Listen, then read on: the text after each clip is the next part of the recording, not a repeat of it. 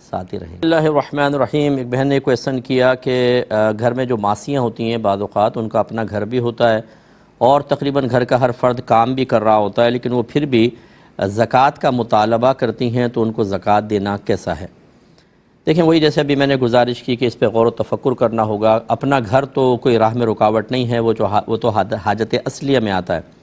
اور اس کے علاوہ گھر کے اگر سب فرد کام کر بھی رہے ہوتے ہیں، اگر آپ ان کا ٹوٹل آمدنی ملا لیں، جتنی آپ ماسی کو دیتی ہیں نا اتنے دوسرے بھی دیتے ہوں گے، ان سب کو اگر آپ ٹوٹل ملا لیں تو دیکھیے کہ کیا آج کے دور میں ایک فیملی اتنے پیسے میں گزارا کر سکتی ہے یا نہیں،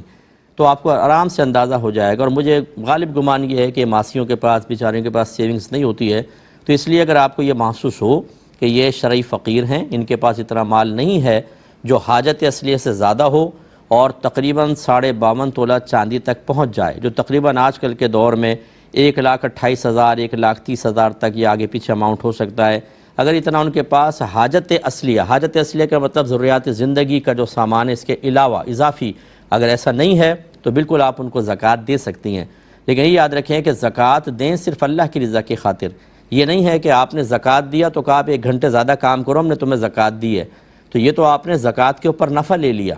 یاد رکھیں کہ زکوٰۃ کی درست ادائیگی کے لیے اخلاص شرط ہے۔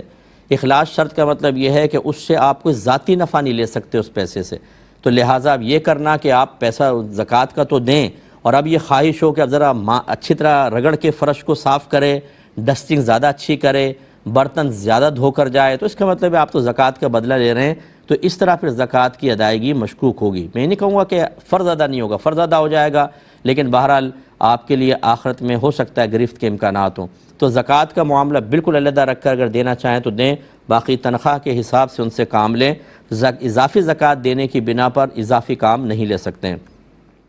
یہ ایک بھائی نے کویسچن کیا